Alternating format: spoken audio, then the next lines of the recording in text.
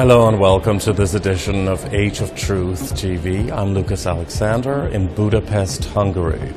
It's the 9th of January 2019 and we want to wish every one of you a very happy new year. On many of our previous shows, I had the privilege of interviewing some of the most prominent speakers within the alternative field of truth research about their knowledge, opinions, philosophies, and research into one of the most specific and important areas of life: death. What happens to us human beings when we die? On this show, we will feature some of our most memorable highlights.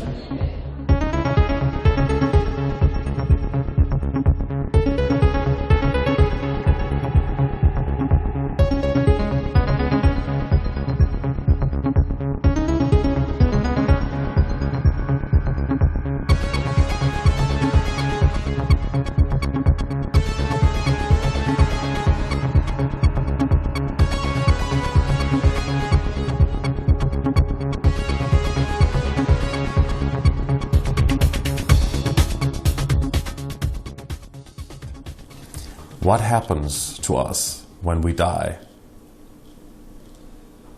Yeah, that's a good question, no doubt about it. And I have to honestly say that I don't know. But I'm tending to think that there is something to reincarnation.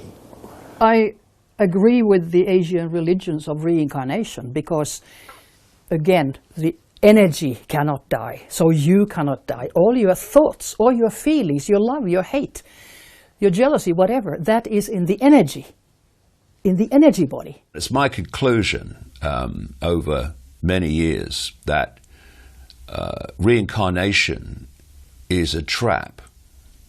It's not that it doesn't exist, although I don't think it's quite the same as it's explained. It's a bit more subtle, maybe, but I do think it's a trap. The recycling of souls, reincarnation, is the machinery of this universe. Since hearing that, and having had a lot of discussions with a lot of other people about this whole thing, one of the growing consensus of investigators is whatever is the conflict, whatever is a secret war, whatever has been going on this planet for 270 million years, there are beings that are studying where the human soul goes at the moment of death because they cannot enter that dimension. They cannot enter that dimension.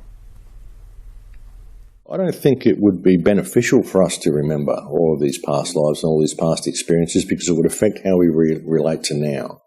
Because it's all about what you do with it. It's all about what you do with this experience, and you've got to have the opportunity to mess up. So you do believe in reincarnation, like past lives? I do. Well, you look at it really, I believe that there's a single consciousness. I believe there's only one of us here experiencing life from 7 billion different perspectives. So I could be you at any given time. So there's your reincarnation. Who knows if time is cyclic or if it's linear or whatever? How do we know there's only one of us? There isn't just one of us here that comes back and experiences reality from 7 billion different perspectives each time. How do we know? When you die, you're met by whoever you believe in. If you believe in God or believe in Jesus, or if you're Muslim and believe in Allah, or whoever you believe in meets you there. And, for instance, now I will be met by the Great Pumpkin because I believe the Great Pumpkin is gonna meet me there. That's going to be an experience. What people are calling the white light is not always the same white light. It's not all lights are the same. Not all light beings are the same. And you can be deceived by one being looking like a light being when in reality it's a dark being. So they can change form. Absolutely. And all I'm saying is that I would be very careful with thinking that everyone is doing the same thing and that all these experiences are the same. A being of light came in front of me, and it was so bright that I had to kneel. And it looked like, well, I'm a Lutheran by birth, so it looked like Jesus' figure. This light being looking like Jesus, you know, like Statue of Liberty was so big, and I couldn't look because it was so strong. He said, it's nothing, you know, great to be a doctor. And I was a young doctor, I was proud of it. And then it showed my whole life what's going to happen. And I couldn't understand, of course. And then I came back to the body and I wake up. And then I start to say, I have seen this. Oh, yeah, you know, you lost so much blood. It's okay, it's okay. But if you saw Jesus, I mean, a lot of people who would see Jesus would think of it as like a revelation and a proof that he exists, and this is a religious proof, isn't it? Was that how you felt at the time? No, I just felt the light. But if I had been a Muslim, according to research in near-death experiences, I would have seen probably Muhammad. If I had been a Buddhist, I would have seen Buddha. So it depends on your cultural background, how you experience when you're in other dimensions. As a Christian, Muslim, Jew, right. Buddhist, Hindu. Yeah, that's right. And then you see those gods, but isn't that obvious? Too obvious? Oh, I don't know. I didn't know what I was going to experience. But in general, you can say if you're atheist, that comes from research too, you just see the light, a being of light. And what does the being of light number 1 tell you? It says, what have you done with your life? What have you done with your life? And your life from your birth into this body to the moment that you're out because of a whatever accident or what. So everything you have said, everything you have experienced, just goes like a film like this. I mean, you look at the millions and millions of people now who've had near-death experiences when their body has died and then been revived, and they talk about what happened in that period in between. First of all,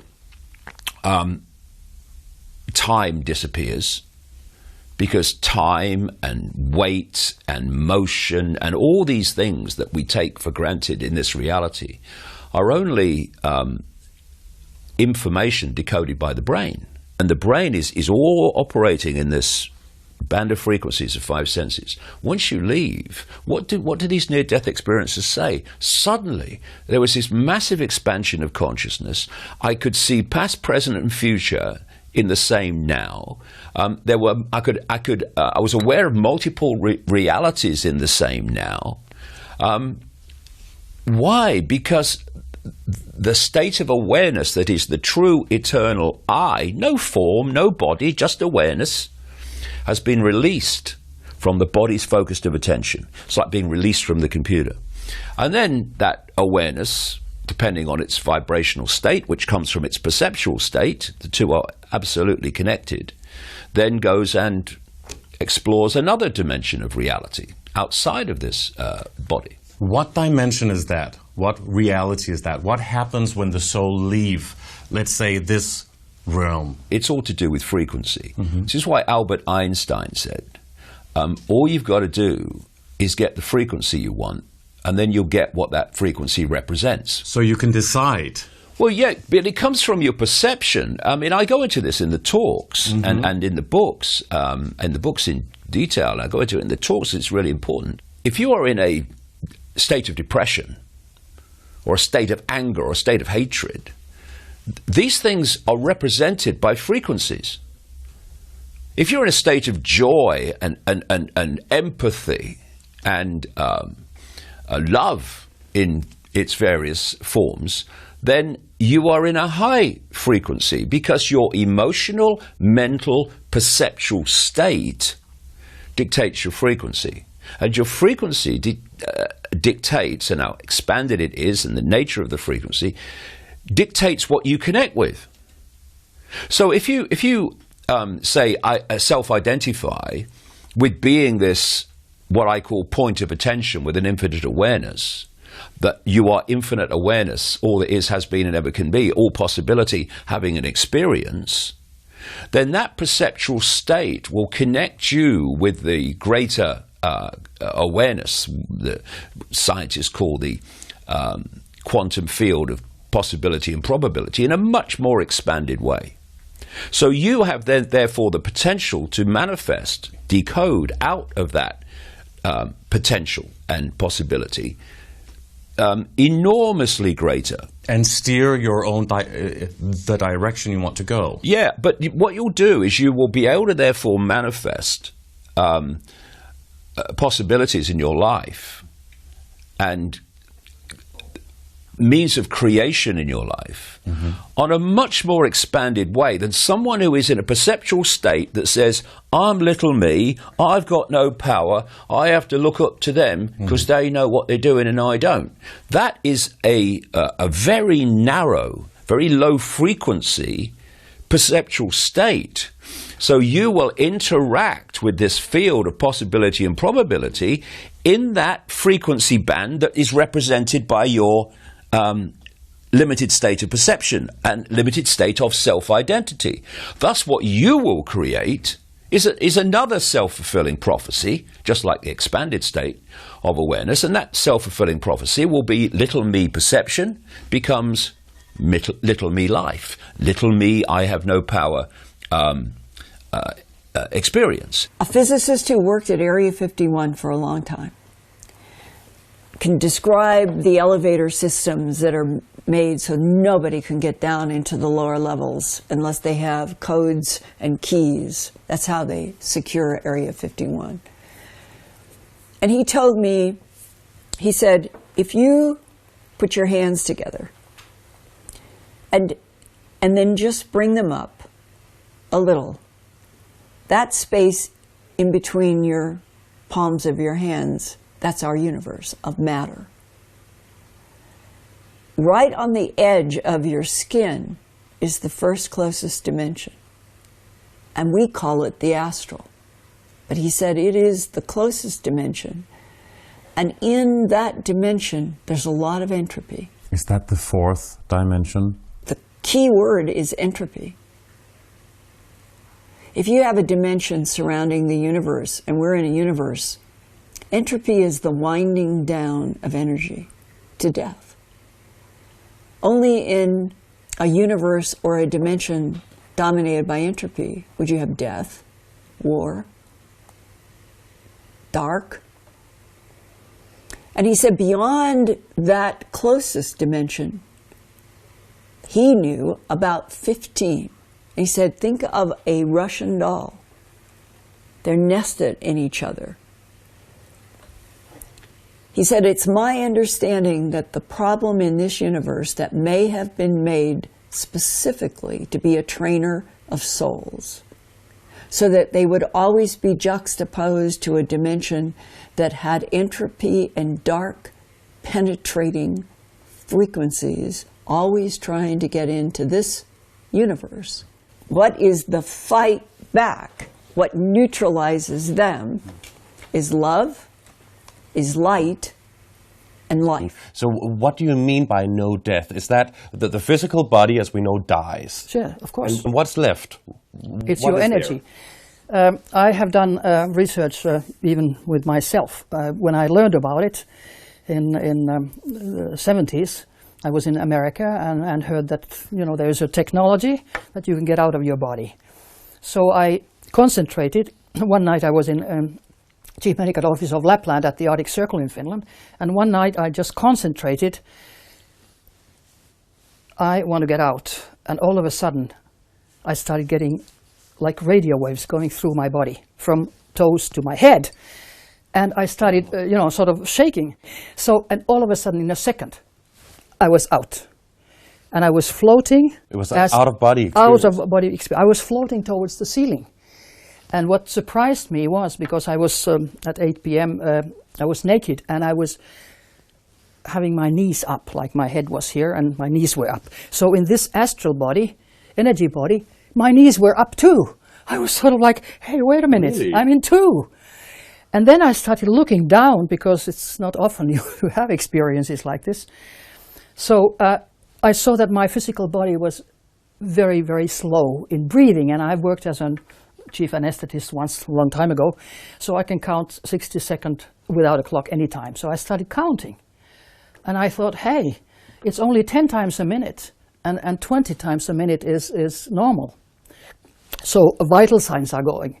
So I got a little bit worried, and I descended from the ceiling and took the pulse of my physical body with my astral body's hand.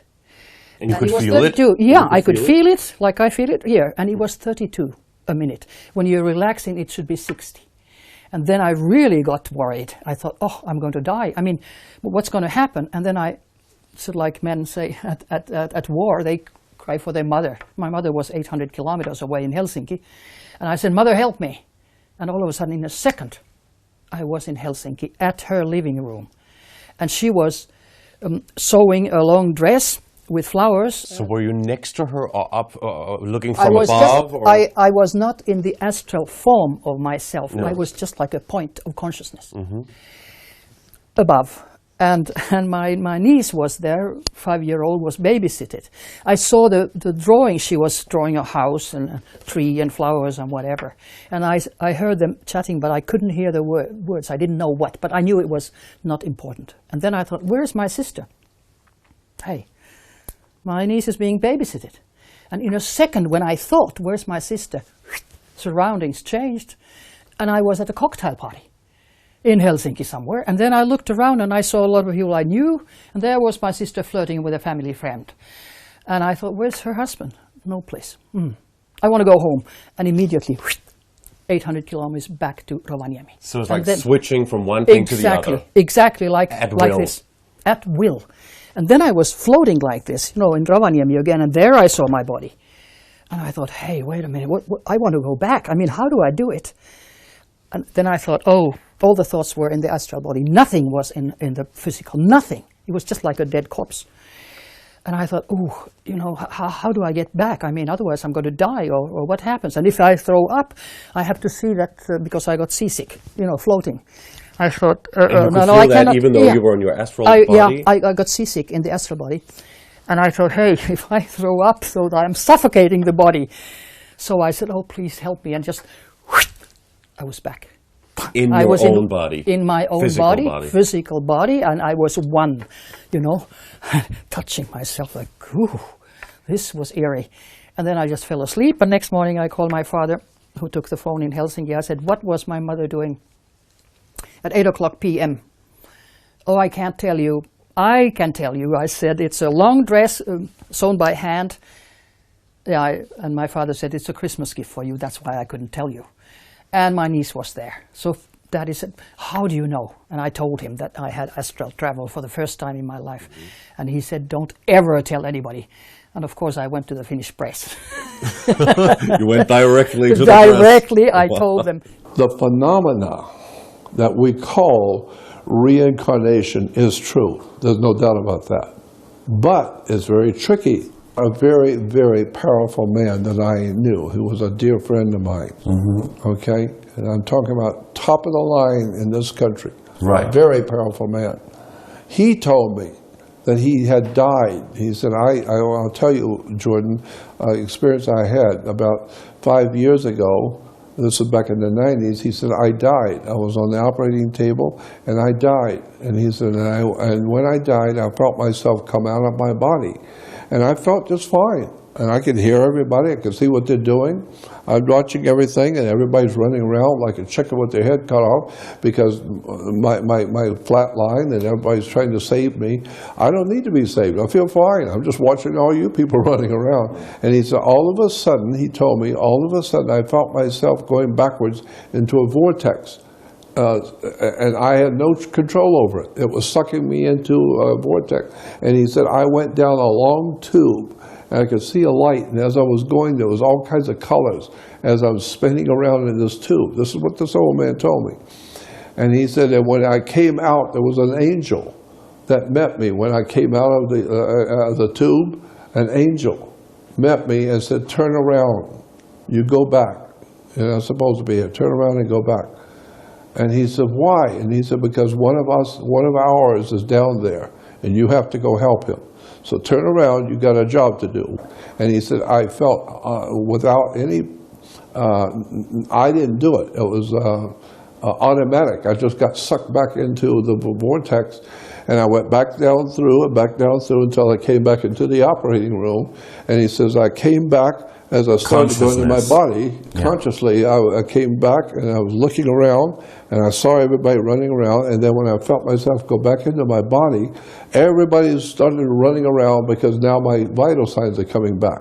I'm coming back into my body. That's very similar to what a lot of people have said that they experienced. And so he said, so I'm telling you, I did that. And that I went through the tunnel and saw the angel and he told me to come back. So he believes in that is the end goal, to go to the white light, because he saw the angel. Well, from but what? is it to be in that karma wheel all the time? We won't get out of the matrix. Yeah, I understand. If we can consciously go back again to the body, or we can consciously go to somewhere else, can we choose not to go into that if it is a constructed deception? But you see, I'm not in a position to answer that because I don't know.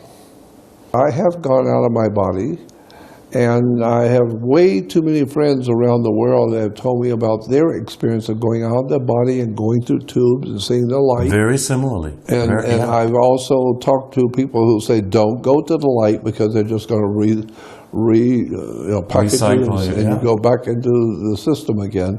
And so and so I asked them, well, if I don't go into the light, where would I go? When we pass away here, we're instantly taken to the lobby of heaven. And it's a fantastic, hard to describe how fantastic it is. When Steve Jobs died 2 years ago, his whole family was around him, and he only had like a minute to live. They knew that because of his heartbeat and the blood pressure and everything, he was just about to expire. About 15 seconds before he totally expired, he went, "Oh, wow. Oh, wow. Oh, wow." And what he was seeing was the lobby there of where you go after you die. Now, the tunnel of light? No, it's a place. It's like the lobby. The white light, it's referred as too. Maybe. And you see a live review pass before your eyes with everything that happened in your life. They take you to meet many of the friends and associates you knew in your previous lives. And it's really a joyful experience. It's spend about 45 minutes meeting and talking with everybody, renewing old acquaintances. 45 minutes? Yeah. And then you're taken into what they call life review. And they take you into this room where you're shown your life in three-dimensional HD TV, color, sound, everything that happened in your life. And they show you all the wonderful things you did and how you were so gracious to people and the wonderful things you did for people. So everything must have been registered here? Everything's recorded. Because it's holographic? Because it No, is because they record it. They record it? Yeah. Like a film? So Like it is a like film. so we are in a film, like The Matrix. Yes. So then they show you all the nasty little things you did, things that you didn't know anybody knew. And there it is, three-dimensional color TV, you performing these awful things, whatever you did. Now, after you see both sides of the equation, the good things you did and the bad things, somebody makes a decision, and I don't know who that is, whether you have to go down back to earth and live another life, learning how to live with integrity, without envy, hate, or greed, and expressing your love to your family each and every day. Or if you pass the test and you get to stay there in heaven. Now, if you stay there in heaven, it's a fantastic place. You have everything you want. It's really great. But you can go further. You can go up to the fifth dimension. You can go up to sixth dimension. Whatever you want to do, it's yours to do. It's a conscious decision that you can make yourself. No, they make the decision on Who are whether they? you go back to Who are Earth. they? Well, I'd like to know who they are. Whether you go back to Earth or whether you stay in the fourth dimension, which is heaven. And then you see where you've done wrong and were thought wrong, and hey, that was not good, and this was good, and you're corrected in a way. You want to make good, and then you sometimes get a chance to, will you be on the other side or will you come back to Earth, to your body? And generally, people don't want to come back to the body because this is not a very elevated planet. There are a lot of people who are very, very ignorant here, and we're aggressive, and we don't use our brain capacity. Normally we don't use 90% of our brain capacity. So most people experience they don't want to go back because it is harmonious, it's beautiful surroundings, and the other frequency where you are. But you have what is to known as heaven? I mean, in well, religious you can, yeah, terms. we can say it's heaven. Yeah. But how about hell? That's the counter place. There are experiences that are negative, about 1%. And the people who experience very much negativity, they are within meeting people who are like them, negative. But they can call it hell if you want. I mean, there is no hell. It's all in your mind, of course. But when they come back, they usually change. They see that I don't want to go to another frequency which is so negative. So your own thoughts, your own expectations, they decide how you experience the other dimensions. You fiercely have belief systems which are driving your perception, then you can be caught in this trap. Now, what do they say in the Eastern religions with reincarnation? You have to keep having experiences on Earth to grow to a point, and what do they call it? Basically a vibrational frequency point where you can leave and break out of the reincarnation cycle, right? That's what they say. Now, Nirvana. Yeah, you can break it out. Now, this is my question. If you take the mainstream science projection currently of the size of the universe, then planet Earth, by comparison, is a billionth of a pinhead, right? Right.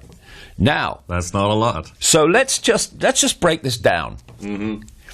You have to keep having lives on the equivalent of a billionth of a pinhead within only one universe, never mind all the other realities that exist beyond it in infinity.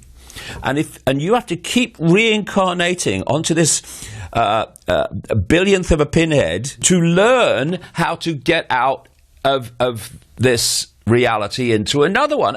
Excuse me, that's crazy, man. Again, what were we doing? You would not want to return to this place, would you? Or would you? Unless there was something, a contribution you could make, then yes. But the point is that beyond this pinhead, which is actually not a planet, it's an information source, a narrow band of frequency. That's our reality, a band of frequency. And when you look at the night sky, you're looking at a tiny, tiny dot, really, of even this galaxy. Mm-hmm. Never mind the universe itself. So I come back to it. You keep having to reincarnate onto this billionth of a pinhead to evolve. It's nonsense. We run through this program. At the end of the program, we go back to the beginning and we come in at a different entry point. And we change the program each time. It could be like that. That could be why deja vu happens all the time. Who knows? Maybe we just keep doing this until we get it right. I don't know. But the same kind of human experience? The same kind of human experience. This moment, or? Who knows? Who knows? Anything's possible. I don't know. But it's a possibility. Deja vu is an interesting thing, which makes you think that that's possible. But we've got to. We can't remember these past lives, really. I mean, to a degree we can. I have little flashes where I remember things. I have dreams where I remember things. But it would affect the experience too much if you were to come here and have all that information. When you come here, you wouldn't be a normal playing field you'd be operating on. How would you learn? How would you grow from that point? That maybe time is not just linear the way we see it, that there is like this beginning and this end here. And that's how we always see time, okay, historically, and the future is there, and the time passes there. Well, if you try to wrap your hand around the fact or the idea that the universe or life in general never had a starting point, which means it's infinite. Now, we have a hard time wrapping our heads around something that never ever started. It's just always been. Just that thought alone, it's just really hard to wrap your head around. Never started and maybe never stops. Never ends also. Yeah, exactly. And so you have this continuum, and how can that be? How can something just come into creation? Because you're still thinking about something coming into creation, but something's always been It's really hard to wrap your head around that. And so the same thing a little bit with time, you know, we are hard time thinking that, okay, going back in time, how can that be possible going in the future? How could it be possible? Well, it depends. If you look at this 3D reality and say, okay, this is where we are now, it could be a possibility that there's parallel realities, which is going on in parallel, and we're tapping into some of those things. But the now experience is the only thing that we can reference to, and that's how we are at the moment. However, there is the situation where, talking from my own experience, and I think a lot of other people, is where you get a very clear image, a very clear situation shown to you. And then a year later, 2 years later, that exact thing happens. This is a future event that came to you. Some people have those experiences? Yeah, sure. And then a lot of people have what they call déjà vu experiences too. That's also kind of hard to explain. But when you have repeated experiments or experiences like this, then you have to ask yourself, how could that be possible? Some people have said that they have seen something, and then 2 years later, or a long time after, then it materializes. Yeah. Mm-hmm. And so that they kind of have an indication on that. But in science, they have this thing where you have, it's what I explained a little bit in the lecture, where this non-locality phenomenon, where one part of a quantum part of something changes, then instantly the other part that's attached to it changing also, independent of space. So that means that it could be superluminal. And then if you go superluminal, which means faster than light, then you get what's called negative time. And this is the stuff they're talking about in quantum physics, which means if you go the opposite direction, you will get future time. And that doesn't account in the theories of Einstein. There's the limitation of the speed of light. But this goes beyond that, and that's kind of something that violates that kind of idea. I have an ultimate sort of, I don't know what you want to call it, instinctual faith in the power of the soul and in the power of the light. Mm-hmm. So I don't think it matters how long it takes you to get from A to Z, so to speak, to return to source if you wish, and to come again out of source. How do we return to source? What is that? Well, it's simply, we see it as a journey, but you got to remember that humans see things in linear terms. Yeah, time. This happens, then this happens, and it's all simultaneous. Most scientists even will have to admit at this point that time and space are illusions. So everything has already happened. Yes, in a sense. I mean, that it is constantly happening, that it is all simultaneous. We just tend to parse it out so that we can sort of focus. It's a matter of focus. It's like weaving a huge rug, but concentrating on just one thread at a time in order to follow it through. It's that sort of thing. Distance means nothing when you're dealing with energies. But there is no time and no space, really. It's only in our physical view of things. But one thing why this is kept so secret, and why in the Western technical world we don't want generally people to understand, because there are also timelines. You can be also on a different timeline right now. I'm here, but I can send my energy to the future or to the past. And what is worst, the past can be changed. Now that is scary. And of course, if all people would start doing that, it would be a chaos. So are you telling me that the past already, the past happened, but the future happened as well? So what is the present? It's all the same. It's all the same. What we have to really find out is where to go consciously when we leave the body. Wherever it is you go, you need to keep in mind that whoever is in charge of you going anywhere, they're in charge, not you. But do you think that our consciousness can be controlled? If you were a spirit in a physical body, and that in another spirit world was contacting you and telling you to go out and do these things, it's not contacting your physical body, it's contacting your spirit. And your spirit is now being talked to by a higher spirit. Well, when you die and your spirit leaves your body, so it's no big deal. They talk to your spirit all the time. Unless you're becoming conscious about it now. Yes, but what is happening? Yeah. If it is a trap, could that be what you have described as archons?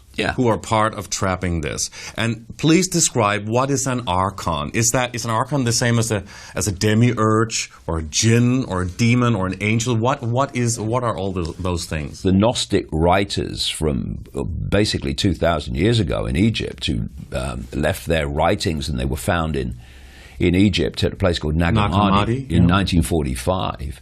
They say that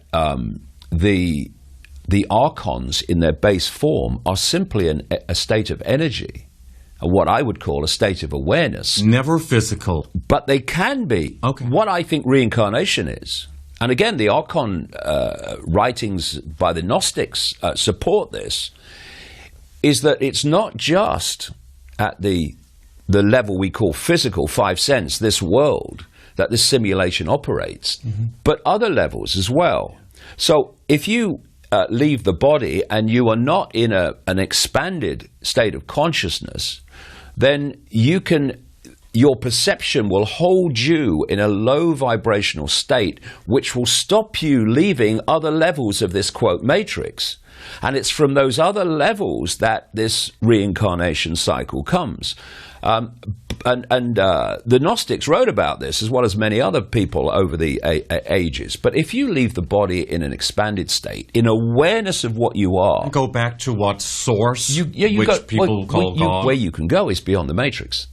And what lies there is infinity of possibility. See, this world that we're living in is only one set of possibilities within infinite possibility. So there is a trap. So when you look at it, if you can get people to believe, what is a belief system? It's a perceived system. Your belief dictates your perception dictates your frequency dictates where you can operate and where you can't operate. And therefore, if you can get people to believe in a religion where you're going to be judged by a god, well, when you leave, you're going to be expected to be judged by a god, and that reality will manifest. But if you believe in reincarnation, then the same thing happens. You're still in the trap. It's the same trap. In the Gnostic writings about the archons, what we were just talking about, that there is a trap, and when you leave the body, you only get out from the trap when you get beyond Saturn. And putting it all together, as I do in detail in the books, those rings are broadcasting something. The moon's involved as well, I'm sure, which is why there's enormous anomalies about the moon that no one can explain. Shouldn't be there. It's far too big to be going around a planet this small. But these rings they're almost, you could consider them a broadcast transmitter. They're broadcasting an information source. And for me, they're part of the broadcasting system that's broadcasting the information that we're decoding as the simulation. And then look at, these bloodlines, they came out of Sumer, Babylon, Egypt. And then they moved up into Europe, these hybrid bloodlines. And one of the places they stopped off at and created was Rome and the Roman Empire. Who was the biggest god of Rome? Saturn. And Saturnalia. Saturnalia, that's our Christmas. In Rome, they had this festival where they had decorated trees, they hung holly and exchanged presents, and had this big debauchery festival. And in the same run-up to the period that we call Christmas. And look at Santa. What's that an anagram of? Satan. Santa. And so don't tell your children that. And then you look at Saturn, Satan, and then you find Saturday. Yes, that's Saturn Day, of course, the religious day of Judaism. You have Sunday, the religious day of. It's all connected to the planets. Look at the Satanists in the big satanic rituals. One of their centers of worship, focuses of worship, is Saturn. So you put all this together, plus a lot more, and Saturn is a very, very significant planet in this arrangement that we call our reality. And the moon, again, is very much part of that as well. A lot of people talk about we're now entering the fifth dimension. Well, at least we don't have the physical body. We are in an astral body, in an energy body, that's for sure. And then there, your thoughts may direct you. Is everything. That's right. So we don't have connection with another energy being, something that is not everybody physical? who's on your level. It's like if you're in school, and we are all in school of life, but if you're in high school, you have contact with all your schoolmates. So those people who are in that dimension, of course they have contact. They can communicate. Of course. Yeah, but can they see each other? Just like you and me. I mean, it's another world. It's just switching to another world. It's like switching from CNN to Sky Channel. And everything happens on Sky Channel, but we who are here and we don't have that antenna or we can't put press the button, we say, oh, there's no Sky Channel. Of course it's there. And people who say that, oh, there are no other dimensions, what kind of proof do you have, etc. There's absolute proof, but it is hidden from the general public because it changed everything. It changes everything. Because you think it's too difficult for people to understand? Depends on your background. If the Reagan document is correct, and there are 5, if the DIA guy who talked to me is correct, 3 competing geopolitical, territorial experimenters on Earth, then one genetic experiment by the Ebens can become something completely different if one of their enemies or somebody who they don't even know about comes to Earth, takes their experiment, does their own interaction, and pretty soon maybe all of the competing extraterrestrials become very pissed off at each other because they're trying each to do laboratory experiments on this planet and others keep messing up their genetic strains. So maybe humans are a shock. And I think there is something about us that is a shock to them all. And that comes to that question, what happens to the human soul at the moment of death? Because it's possible. In the Gnostic literature and in the philosophy of theosophy, there is this consensus that in the Cro-Magnon Homo sapiens sapien is a soul that may be unique because of all of the genetic mixing and matching leading up to us. But we have this problem. If all of the extraterrestrial mixing and matching of genes on Earth goes back 270 million or a billion, it doesn't matter. It's the issue of mixing and matching genes. And the DIA guy defines the Earth history for 270 million years as the conflict of 3 competing extraterrestrial groups. Then what they did with evolving life, including us, it might explain why Cro-Magnon Homo sapiens sapien is so violent. Why are we always in states of war? Why are we competing and always challenged by murder and violence? Why are ET makers... Which is orchestrated by our governments, right? But if they're under the influence of competing, it's the competition. Right. Yes. It's the competition. Do a triangle and you have 3 corners, and that they have been competing with each other for millions of years, and we're only 45,000 years old, but we do nothing but war.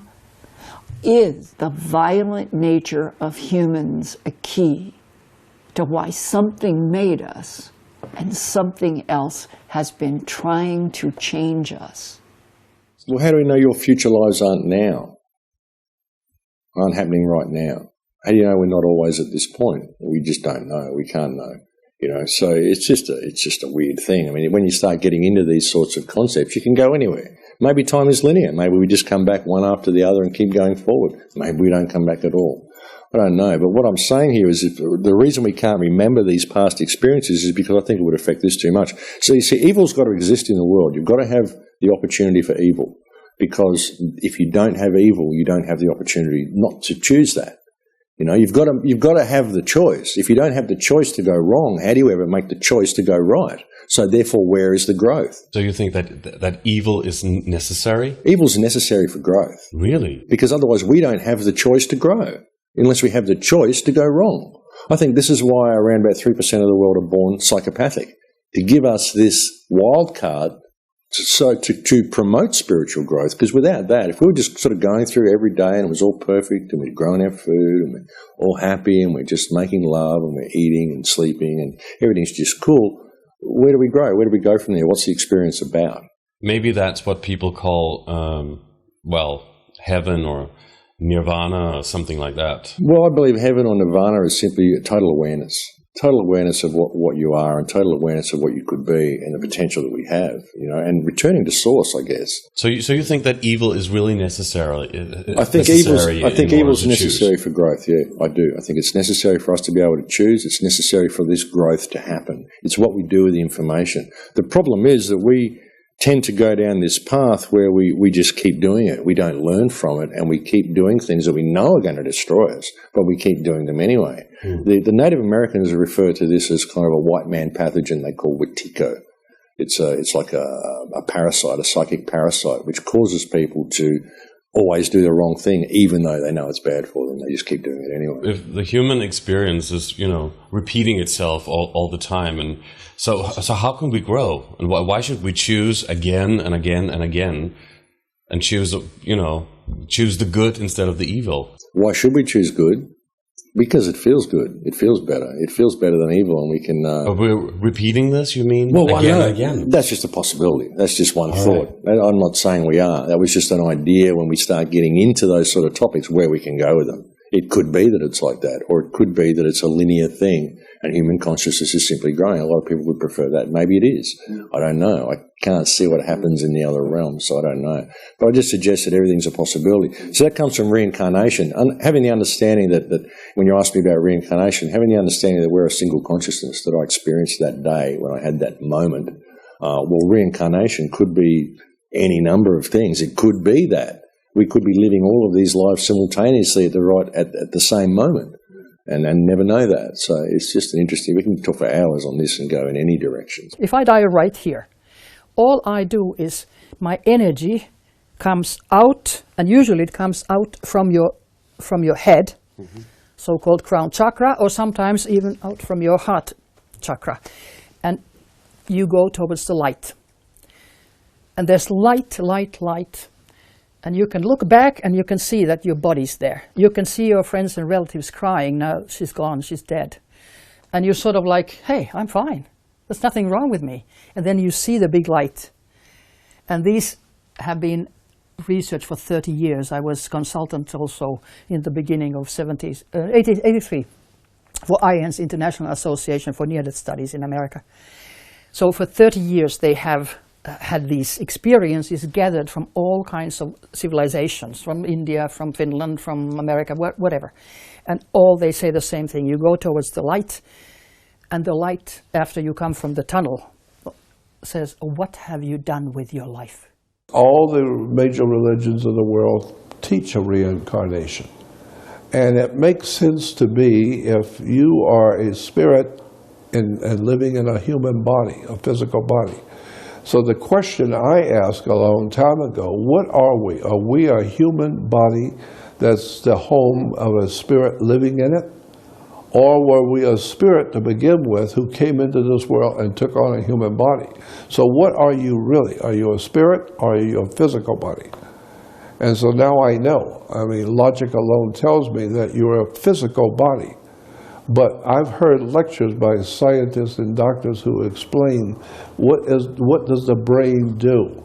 The brain is not what you think it is. If you put a table with 50 brains taken from 50 different people and you just put the brains on the table, you're not going to be able to tell anybody from anybody because all the brains look the same. You don't even know the difference between male and female. They all look the same. So it's all in the soul. It's all in the spirit. That's right. Personality. That's right. Personality is in the spirit world. And the scientist I heard explaining this was a lady scientist, and it was very interesting. She said the question was, what does the brain actually do? And she said, we now know that the brain does only one thing only. It creates and allows for movement. It controls the movement of the brain, the movement of the hands, all of your body functions, where you go, what you're doing. The brain is controlling that.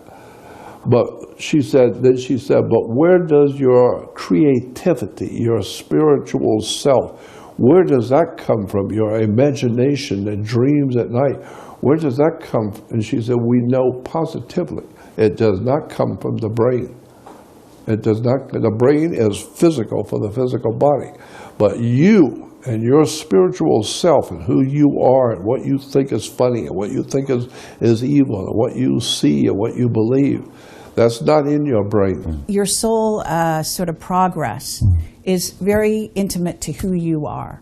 So there is a progress. Yes, it's still an illusion of progress if you have, even if it's all simultaneous. Right. Again, because we are going through this process in order to, it's kind of like at play in the fields of the Lord, so to speak, if you want to call it that, put it in biblical terms.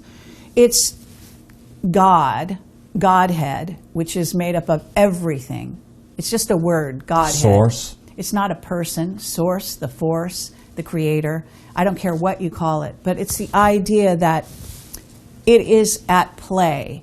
It is ever evolving and re-evolving itself and its facets of itself, and we are facets of that. So, but if everything has happened already, why do we need? Well, how can we evolve? How can we progress? Again, that's why I say it's re-evolving. Understand, it's more of a circle. You know, the circle is one of the most basic, platonic solids, I suppose that you call it.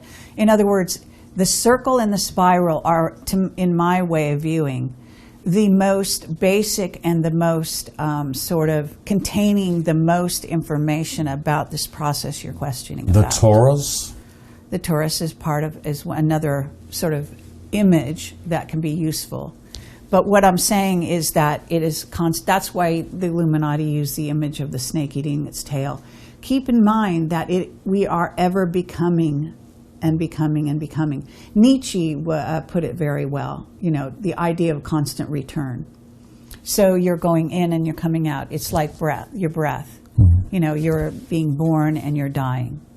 You're coming in and going out, and you're never really dying. So that's not eternal. a soul trap, like an orchestrated soul trap by these entities? I think there's a sort of... I think it's a fad right now. I think there's an overemphasis on this idea of souls being trapped, again, by the white light, et cetera, et cetera. Okay. I think this is, again, a program. You want to believe in it, go ahead. You'll probably attract it to yourself. You know what I'm saying? But it's not unique to each soul. It's you know, you can see beyond it. You may already be beyond that, don't you see? But if we are aware of it in this lifetime, then maybe when we die, our consciousness will continue, if that is how it is. It's and not then going we to can stop make your that consciousness choice. from continuing anyway. You can be aware of it and hope that it helps you on your journey, but you may not, you know, you may be beyond that. All I'm doing is telling you that it's not something you have to go through. Right. So you can choose to go to source. There. Yeah, you can choose to do whatever the hell you want, ultimately. In other words, we are going there and we are already there. It's all one. It really is all one. You know, we do this for fun, for experience, for realization, for, you know, for entertainment. People say heaven, if they would exponentially increase their view of heaven by 1,000, that wouldn't even approach how wonderful heaven is. It's undescribable.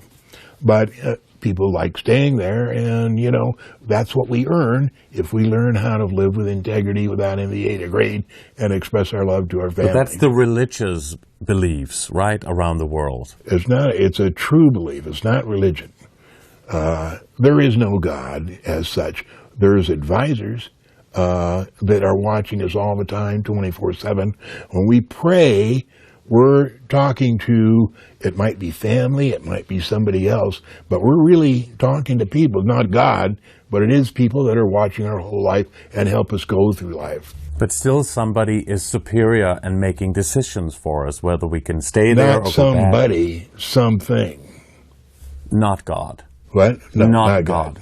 The Bible is an allegorical piece of work. Nobody existed. Mary Magdalene did not exist. Jesus did not exist. Peter did not exist. All that stuff is stories made up to teach us certain things about life and how we should do. That's God in a Christian organized way you're talking about. But what about God as a kind of a force? It can be a force. Call it something else.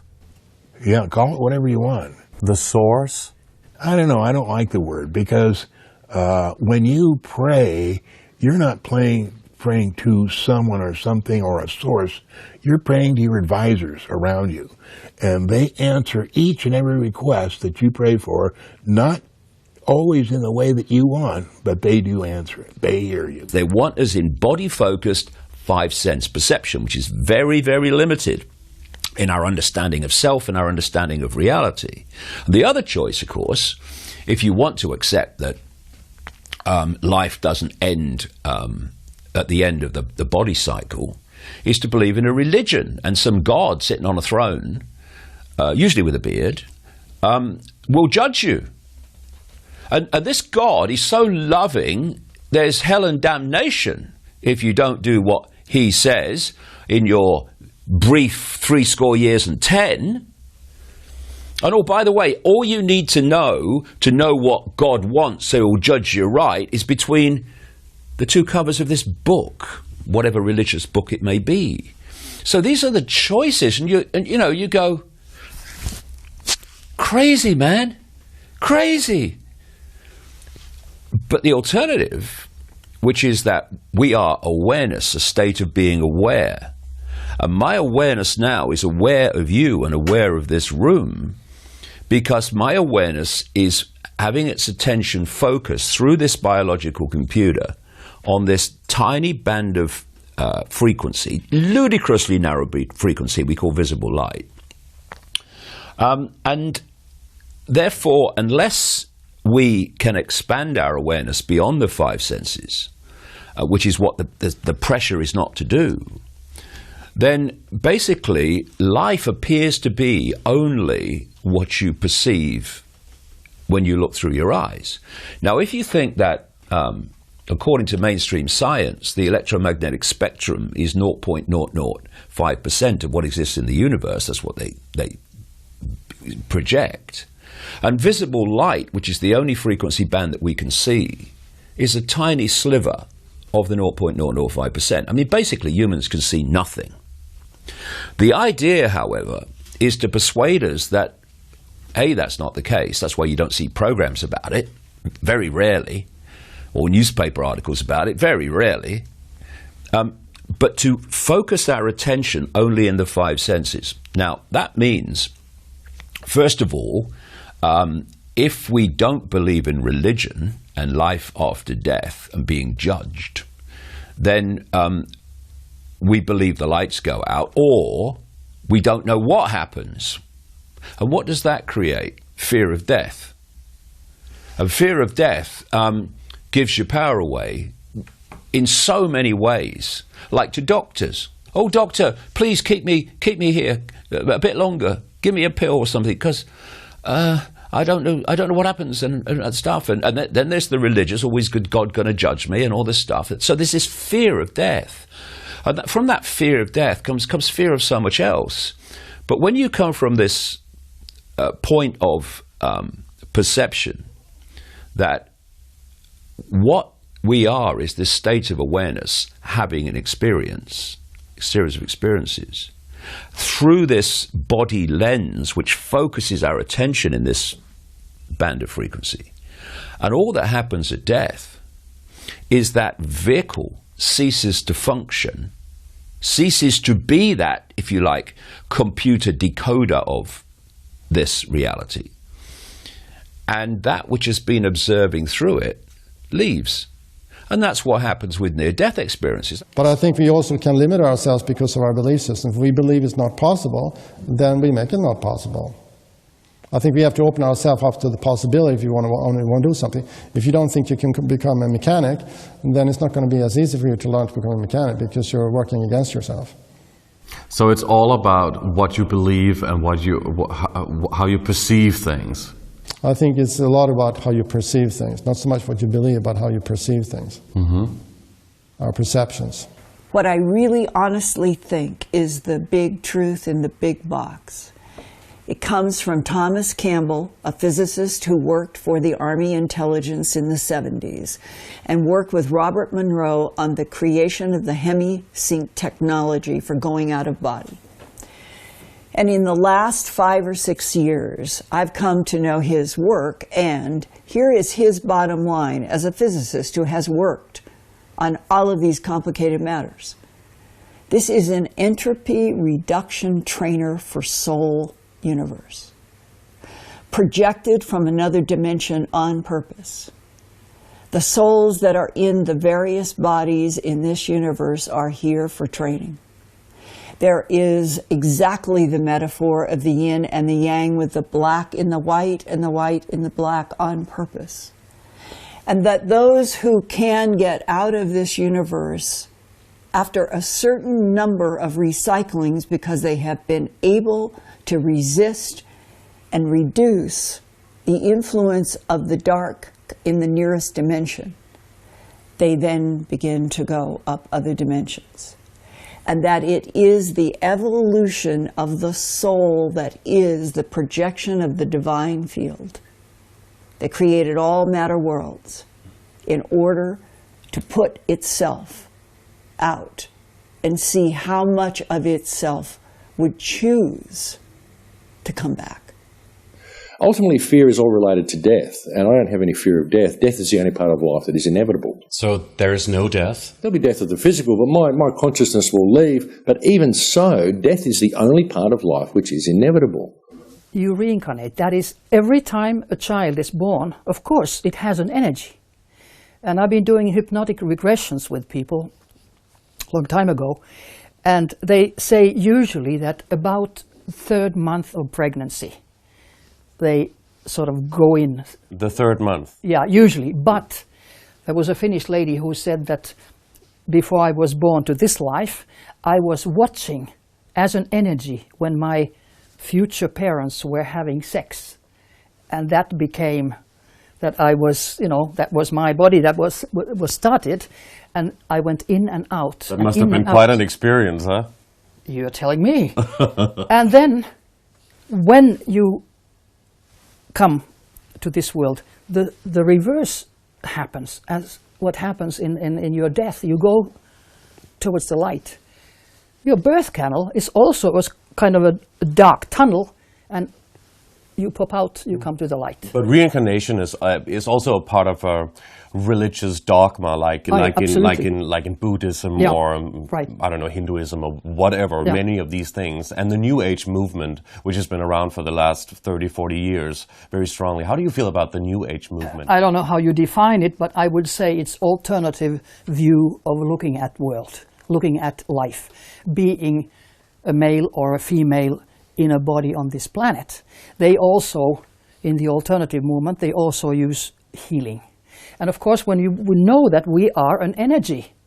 So of course your energy can influence another energy who is close to you, or even from remote.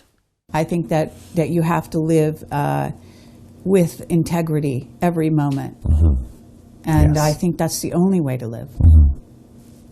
But that doesn't mean it can't be fun, and it doesn't mean that it can't be continually creative. So we should And- not live in fear of what is actually going on this planet? Yeah, I don't think so.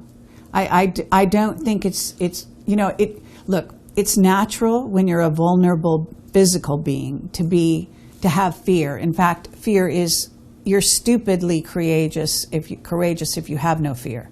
If you have intelligence, you have fear because you understand that fire can burn, for example. So if you put yourself in those positions, you may understand that you could be fearful in the moment. But it's what courage is about overcoming the fear and being beyond it and transforming yourself and transcending it. And so that's what really matters. The fear does not matter. The fear is an illusion anyway. And you will get beyond it. All beings do eventually. The beauty of this system of an entropy reduction trainer is that the soul, the part that none of us seem to be acknowledging in this crazy world now, the soul is what has been driving every life from the beginning. The soul comes in with certain missions.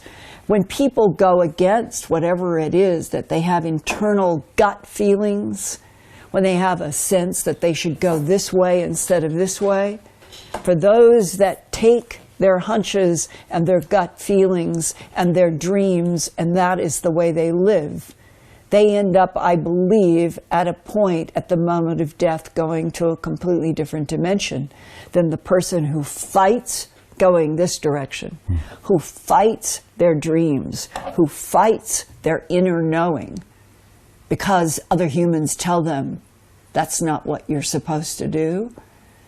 And those are the ones, I think, who become alcoholic and drugged, and that they are in an angst. They will keep coming back around until they become strong enough as a soul to resist those dark shadows. So everything's headed toward the same door of light. Thank you very much for watching Age of Truth TV. We appreciate that very much. You can support us by clicking onto our website, www.ageoftruth.tv, and hit the bell, subscribe to our channel, and like our videos. Your support is needed and very appreciated. Thank you, and we'll see you again soon.